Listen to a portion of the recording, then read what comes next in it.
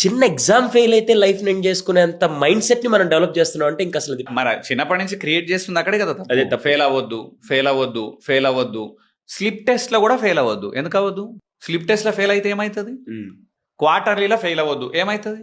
ఎక్కడ ఫెయిల్ అవ్వద్దు. లైఫ్ లో ఎట్లా తెలుసా? ఫెయిల్ అవ్వద్దు. రాకెట్ లాగా ఇలాగే వెళ్ళాలేమో.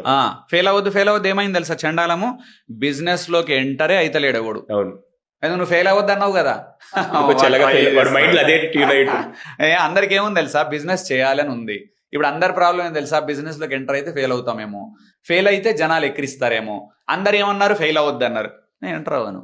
నేను ఫెయిల్ అవ్వలే, బ్రహ్మాండంగా ఫెయిల్ అయినా. నేను ఇవాళ ఇంత సక్సెస్ కు కారణం అట్టర్ ఫ్లాప్ అయినాం. బిజినెస్ లో అట్టర్ ఫ్లాప్.